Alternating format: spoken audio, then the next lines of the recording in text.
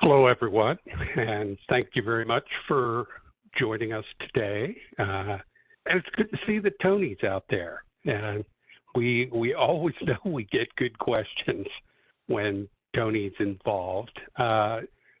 Today, I have the opportunity to chat with a couple colleagues that I've enjoyed working with for quite a few years now. Matt Key and Byron Grossnickel, both of whom know far, far more than I will ever learn here at IBM, and both who have been really instrumental in helping put together content over the years, content that many of you have probably observed. Today, we're here and we're going to chat about cybersecurity, cyber resilience. This is an area that IBM has been very active in. Hopefully most of the people online know about IBM's capabilities, such as safeguarded copy, our ability to create immutable copies of data. And that in and of itself is not unique. Many competitors have the ability to create a snapshot that you can't mess with. You can't change it or alter it or delete it. The difference is IBM creates it, makes it invisible. We refer to it as logically air-gapped, right there on the storage, the primary storage device. And that may not seem like a big difference initially, but it's actually a huge difference when you look at recovery time. And bottom line, that's what a lot of companies are really interested in, is how fast can they get back to work once something has occurred. And because we have those immutable snaps, albeit hidden away from view and from bad actors, we have the ability to recover significantly faster than a lot of the competition out there. Now, recently, many of you may know that IBM made an announcement. This is an announcement that's actually going to keep getting cooler as we move forward in time, and that is inline data corruption detection. And it is a way for IBM to spot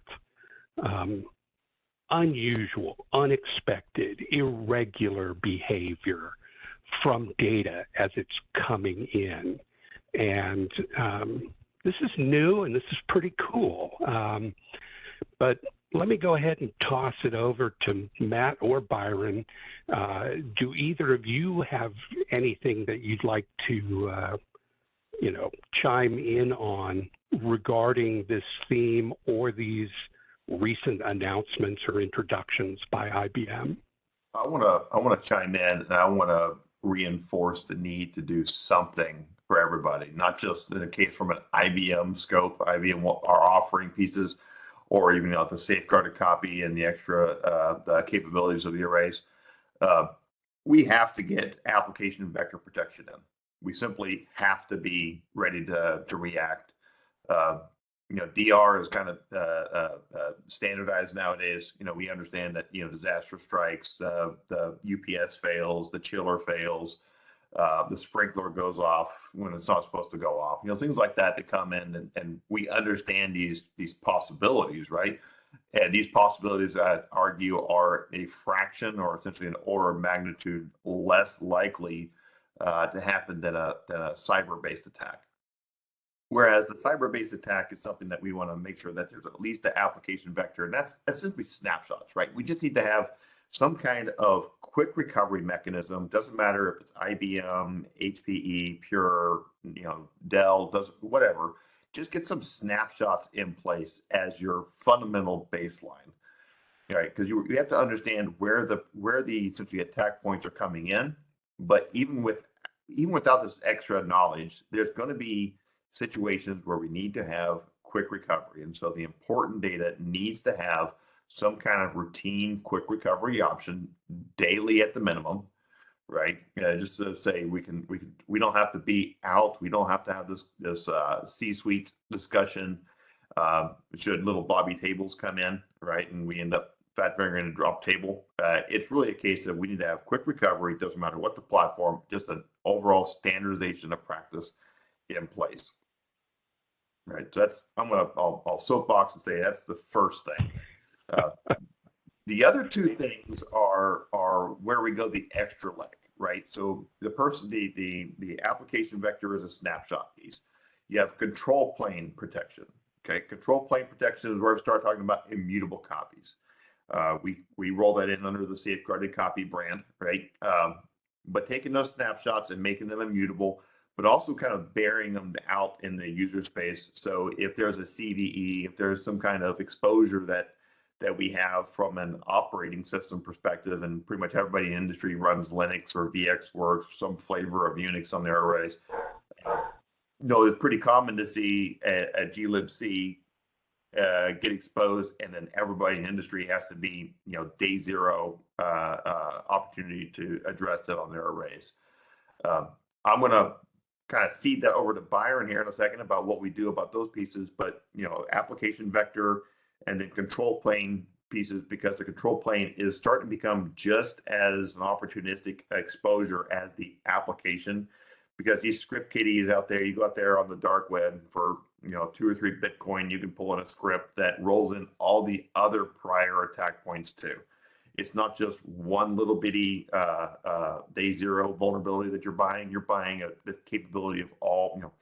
Buy this one, you get all previous 3,000 for free. And if you have unpatched ports out there on your network, on your storage, then by all means, you're exposed for those pieces too, right? And so it may be going after Linux, but at the same time, it may be hitting your storage array. So, right. Iron, with that, what do we do about these day zero attacks? Yep, and adding to what Matt said, yeah, it's not a matter of if they're going to get in. It's a matter of when. We've seen from the statistics a lot. So you need that recovery plan, but also you need to think about this as a more holistic approach, cyber resiliency as well. So we've built a lot into our storage arrays, such as two-person integrity, multi-factor authentication. We've got in the 9500, you've actually got hardware pieces in there that make sure that nobody tampers with your hardware between the factory and when it gets to your site and things like that. So we need to look at a more holistic approach as well. Yeah, we concentrate on getting your data back quickly, but we need to see cyber resiliency as a more holistic thing, and taking a zero trust mentality and things like that in your organization in order to try to keep the bad actors out. And, when it comes to the inline data corruption detection, and things like that, being able to detect very quickly when I'm under attack.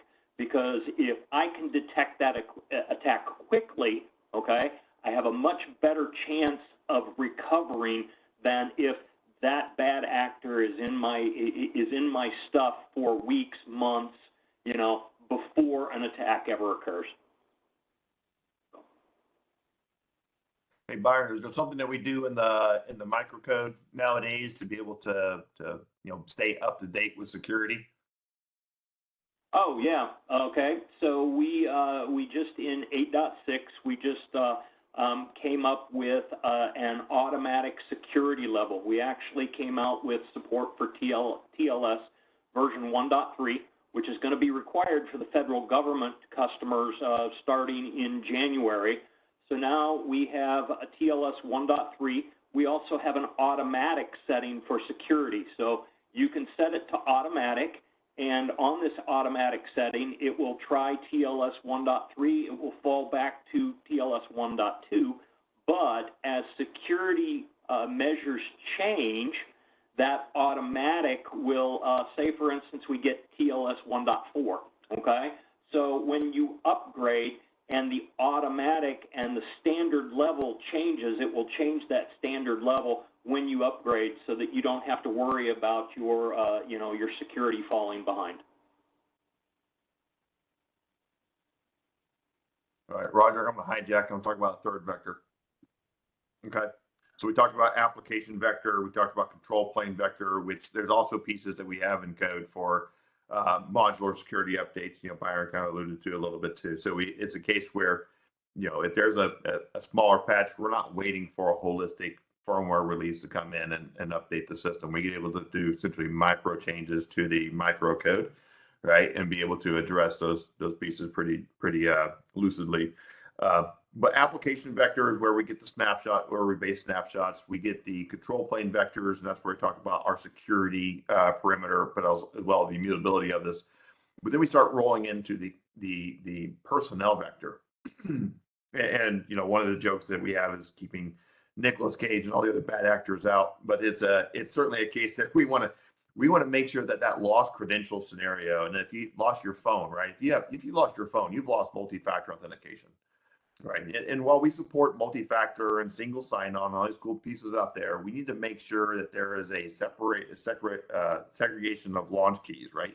We want to make sure that one person is maybe have the privilege to provision and deprovision, while other people need to make sure that they have protection over the copy data that references those production instances. So there's some cool things that we do inside the system against this. One, of course, is what we did for safeguarded copy 1.0, where we had the copy data essentially run on a schedule separate from the storage team, right? So we had the storage admins be able to provision the array, be able to say, hey, I've got these production volumes out there. I'll associate these production volumes with a policy. And then we have somebody from the security team outside of the storage umbrella be able to say, you know what, I'm going to make sure those copies are always in place, right? And so that's, that segregation of roles, those separate launch keys, helped ensure that if somebody came in with a $10 million Bitcoin wallet, was still able to make sure that the business was still tried and true. Excuse me. But it's something that we've evolved as we go into safeguarded copy 2.0, and that was 8.5.2 that we rolled in the volume group snapshot support, which becomes part of the 8.6 long-term support here in June. But we talk about the more simplistic nature, and while not every organization wants to have the separate responsibilities between storage and security, let's keep it in security. Keep it within storage, but just have separate people, right? And we roll in this internal option for safeguarded copy, but also just most recently expose the two-person integrity model, okay? And two-person integrity really says I have the opportunity to say, let me elevate my privileges, but always with the capabilities of somebody watching over my back, right? Byron, you want to talk more because you're our SME on that when we do our workshops. Yeah, and two-person integrity is great, but unless you have a zero trust mentality, it's not going to do you a whole lot of good. So just know that I can give somebody requests elevated privileges, and if I just blindly give them elevated privileges without checking to see. So say Matt wants elevated privileges. I get a notification in the GUI that Matt has requested elevated privileges. But unless I call Matt and say, Matt, did you request elevated privileges? Okay, it could be an attacker that has gotten Matt's credentials and requested elevated privileges. So unless I have a mentality of zero trust, and when I give Matt elevated privileges, unless I'm going to check to see what he's doing on the system, again, I've left myself a security hole, because I could just blindly give him elevated privileges and he'd do some nasty things and some backdoors on the system and things like that. So if I'm not going to actually check to see what Matt's doing, I may have a problem yet. But two-person integrity is a great step, but unless you're serious about unless you're serious about zero trust, the benefit may not quite be there. So. All right, so quick recap before I give it back to the actual owner of this WebEx. Application vector protection, control plane protection, personnel vector protection, all rolled in under the safeguarded copy brand under IBM. Okay, and all inherently there with the enclosure license that comes with every system. Okay. Roger, you know, steer us to another conversation. Muted Roger. Unmuted Roger's even better. Sorry, I blew it. My dog was barking, so I muted myself. That was actually a really interesting discussion. It's nice to hear the pieces and how they how they fit together and interact with each other. And along those lines, IBM's made a recent change and an announcement about getting all of these various pieces and putting them in one place and trying to create a more simplified approach for clients to obtain the protection they need, whether that's protection on their primary workloads or secondary workloads. And what I'm referring to is IBM's Defender. And hopefully people know or will soon know that Defender is not a product. Defender is a subscription, a construct to make all the various pieces available to clients as they need them. Would either of you gentlemen like to touch on IBM's new announcement, and particularly what we have to look forward to as we move throughout the year? I'm thinking specifically that sort of unified dashboard.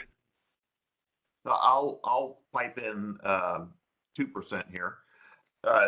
Defender rolls in a full suite of capabilities. Okay, and part of Defender, of course, is Sentinel, right? And Sentinel is the piece that we brought in. It's been a year now, hasn't it? So Sentinel's going to come in and do an application consistent protected copy that we present over to a heuristics engine for testing coherency and integrity. Okay, so part of Defender is this Sentinel piece, and this is paramount, right? This is not, so what we do from a backup DR strategy doesn't change, but there's a case of Schrodinger's backup. You don't know if it's good or bad until the time that you restore. And for those who are, dealt with tape 20 years ago on the little DS3, DS2 modules, hey, you don't know if your tape's good or bad until you come to time to need it. But no, there's a case here on knowing the data is good or bad before it actually gets to the point of restoring, and that's huge. We cannot simply trust the data from a snapshot, right? It could be legacy data, it could be stagnant data from the terms of prior to an attack or post-attack, excuse me. And it should be something that needs to have those two elements, integrity and consistency. Because if I'm only checking the integrity of the data, then it may pass and be great. But what we found is one of the attack points of these cyber offerings out there on the dark web is to revert the file access times. And if your integrity engine for scanning data is out there and based upon a file mover, in other words, if it's something that has to depend upon looked at what changed, what didn't change, to know what backed up, you may look at that data from its raw context and say, you know what, looks fine. But if you try to restore it, you're going to find, hey, I'm missing some core files or core sequence of files, and then you're back near your restore job's invalid. So we have to test both the integrity and the consistency of data. That's huge. In order to do these things, we have to make sure we get the right data all the time. And this is where Defender is really awesome, because we start to loop in technologies even some externally, right? To get the appropriate application and both the mechanisms and the consistency in place. So whether it's a virtual machine, whether it's a SAP HANA, whether it's an Oracle database, or maybe it's just the entire data store itself, all these pieces come into play with different mechanisms and different API requirements, and that's where Defender comes in to support all these and push them over into the lower context. You should be your 3-2-1 backup policy, right? 3 copies to 2 different media, 1 different location, right? So it's certainly a case that Defender rolls all this in from a holistic objective, and then with this gorgeous dashboard that I don't have a screen share for, that comes in and talks about the simplistic nature of managing all these different API and portals that Defender supports. Yeah, so Defender, I think, is great because, as Matt was talking about the pillars of security and the different attack vectors, it's going to allow you one place to pull this all together. I mean, we're, with our cyber resiliency and our safeguarded copies, we're not replacing your backup environment. You still need to do that, okay? So it's all the pieces are there, and Defender is a nice way to pull it all together into a single dashboard so that you get a good holistic view of, of your data, what's going on in the cybersecurity realm and things like that, so that you can, make every attempt to keep your data, to keep the people out, and if they do get in, get back quickly. Excellent. And, for you folks out there, the unified dashboard that Matt spoke of and Byron spoke of, that is coming later this year. And certainly the mock-ups I've seen and the actual demos of it being used are very impressive, and they really do solve a significant problem for people. And Byron just touched on this, of having it all in one spot where you can see it and where you have access to it. And one of the strengths of Defender, it is designed so that as you're dealing with situations and you realize, we kind of have a hole over here, or we'd like to start doing this, whatever this may be, and we really need a different level of protection. Perhaps our recovery time requirement is significantly lower on certain data. Instead of having to go and hunt for the software that's required, it will be right there within Defender. So it should simplify a lot of things for folks as we move forward. And Defender is occurring right now, and it is continuing to be enhanced and further integrated into things as we move throughout the remainder of this year and on into next year. I did notice, and I'll let Matt or Byron touch on this, a number of folks I saw were asking questions about Sentinel, once Matt brought up Sentinel, and what else will it cover and when will it cover that? And I know you touched on it a little bit in the chat, but if you'd like to just state it out loud for anybody not following the chat, what is occurring with Sentinel. All right, so I'll say, so June is the GA for the Oracle application series, 18C, 19C, and there was a third one in there, Byron, and I'm still happy to correct me. It's on Linux and Windows, or Linux only. AIX 7.3 coming again. So sorry about that, Mike. So yeah, we are supporting Oracle in June, and things, and more things are coming. So today, right. Epic, SAP HANA, Epic on Power for both Cache and Iris databases. where we've got the Oracle in there, coming our VMware, okay? So we'll be doing VMware and more stuff to come, and they were asking, there was a question in there about how fast, okay? And we generally do updates to Sentinel quarterly. So generally when I do a quarterly update on Spectrum Virtualize, I try to give an update on where Sentinel is at with that, okay? We've also got another piece out there, which is the VMware plugin, okay, that they're also updating quarterly. In my updates, I try to give, keep track of where that's at and what new features it's added. So on the quarterly updates for Storage Virtualize, I usually try to cover both those products as well. Okay. Well, we've covered a lot of stuff, and it's amazing to me. Half an hour is pretty much up already. Well, don't play the music yet, Roger. Oh, I'm not going to. I was just going to ask if you guys have anything that you want to be sure gets touched on before we, depart from this mid-market tech talk. Right. One question didn't get covered that I answered in the chat is one of the questions was about quantum safe encryption.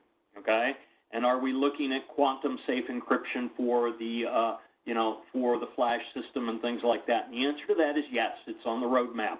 I don't have specifics about what quarter or what release it's dropping in, but I have seen it on the roadmap to offer quantum safe encryption, on the flash system. So because I know that's been on the forefront of a lot of people's minds. Okay, is the fact that hey, with quantum computers, we may crack AES 256 encryption quite quickly. Okay, and so we need something that's quantum safe on our encryption for our data. So. There was another question on entropy. Yes. I believe he had that. Okay. How would snapshots within applications affect the way we detect changes on the volume for security? We're generally, with the inline corruption detection, we are tracking sort of two things. We're tracking entropy, and we actually use Shannon entropy. I know at one point they said, don't talk about that, but then it's like in an article for IBM that says, hey, we use Shannon entropy. A lot of other vendors, are looking at that as well, looking at the entropy of your data. How is it changing? What's common for this particular application? We know the I/O patterns. Has it changed, or is it changing right now? And if it is, we may be under attack, We also are looking at, the compressibility of the data. If something suddenly happens with that as well, we can, compression goes down, entropy goes up. We know that, hey, we could be under attack. We may not be. The Oracle guys may just have decided to implement encryption without telling anybody. But we can at least be on top of that and say, hey, something is happening in our environment, and we need to figure out what it is. So now in the first implementation, okay, we are looking at 1 in every 100 IOs that we are checking. Shannon entropy, the calculation is computationally intensive, okay? So we're looking at 1 in every 100 IOs to track that entropy. We have plans to migrate that calculation down to the FCMs itself, okay, so that we can track 100% of the IOs, with zero performance penalty. Yeah, I'll add on to that. It's a lot of competition out there is calling out detection based upon changes in the data reduction ratios, right? If the data is suddenly not compressible, or maybe you get a 20% swing in the reducibility of the data, voila, you've got a likely attack. Yeah, that's a little bit too little too late, because the guys are today are not going for a holistic encryption, right? If you got a 20 terabyte data store, they're not going to try and encrypt the 20 terabyte data store. That takes too long. Instead, let's just go for the individual file headers, and let's go encrypt the individual file headers while the other 99.99% of the data doesn't get changed. Now, if you go and encrypt the file headers, guess what you don't have? You don't have good data, right? So just an inode-based encryption attack is something that is undetectable by that standard reducibility window. But what we get to see out there from both the Shannon entropy piece and the signals that we look at from essentially the mannerisms of your I/O are pieces that we do get to call out. And we get over in the hardware and we get 100% of the I/O, then that becomes truly phenomenal. So if I see that you've read a block of data and then subsequently rewrote that block of data with a high entropic change, hey, that's a red flag. Okay, it may be just 4K. It just may be a reading that 4K inode, reading it and writing it back out at 4K, but just as encrypted data. That's worthy of a flag. Okay, and we'll accumulate enough flags to make sure they're not false positives, right? This is not a definitive if then else statement. This is a machine learning aspect, and the sampling comes in huge into play. But also with this, it's a case of the series of writes that come in, the block sizes that come in, the spatial applications of these writes. If I'm just writing everything in a very small aspect of capacity, okay, that's probably a log file. But if I'm constantly writing across a very, very prolific capacity space, that's something that's probably something to be a red flag. All these things roll up into this intrinsic inline corruption detection. As Byron called out, it is not free. It is something that is, I'm not going to say impossible, but you're not going to get NVMe-based performance trying to execute this at high capacities with general purpose CPU. This is where hardware logic comes into play. You get a bias right here from the hardware piece, but it's something that we have to limit it to 1% to just be a non-impact from the write back caching. It's all post acknowledgement, right? This is all the write back cache coming back down as we flush it down. But it's certainly a case that we have to be limited so we don't expose performance gaps, even on the flash system 9500, right? It's a performance beast, but to do these calculations is extremely expensive. All right, so come in the hardware, 100% covered, no performance impact. That's amazing. Sampling it up front and leveraging Storage Insights as that compounding tool for analysis is something that is certainly a secret sauce to be able to get us out there earlier. All right. Well, Matt, is there anything further that you'd like to add before we wrap up? Automation. Yes. Downtime's expensive. We have $5,000 a minute. Right. Storage Insights is huge, right? If you've got a Sev1 issue and IBM is waiting for log data to address your Sev1 issue, that's probably a $20,000 log, right? $20,000 or $30,000 log file all of a sudden, just because the appended downtime waiting for that information to be able to help you guys out. So Storage Insights, I say, is paramount to be able to drive enterprise success. Along with that, quick recovery. We talked about snapshots. We talked about the immutability aspects of it. We talked about the personnel vector protections. But quick recovery doesn't happen just by, say, flip snapshot over into a host-mounted volume. I need to have the rest of the ecosystem ready to go. And where you leverage things like storage, copy data management, or you leverage Ansible scripting, doesn't matter. Just make sure you have a launch button ready to go to say, hey, present copy data up to new tandem environment. So we're not waiting for 3 or 4 hours of run books that we're following on to say, if disaster, do this, do this, do this. No, be ready to go, have it scripted. Ansible is a wonderful tool, shameless plug there. Copy data management, CSM, all those other pieces come into play for expediting that if you're not in-house scripting. But I would encourage you to have that red launch button ready to go. All right. And Byron, any last words from you? At this time, I don't think so, Roger. So. All right. Well, gentlemen, I honestly, I can't thank you enough. It's fascinating. I know I always pick up new tidbits when I'm listening to you guys discuss this, and it's clear to see you have a passion and the knowledge to back that up, which hopefully everybody online listening to this recognizes. With that, I will turn things back over to Scott and let him wrap up this mid-market tech talk. Thanks, Roger. Just again, thank you everyone for taking time out of your day to join us. Hopefully you were able to glean some good information out of this. I certainly did, and always do on these events. So again, we will post this up on our YouTube channel, and feel free to reach out to me if you've got any questions beyond this. Thank you very much.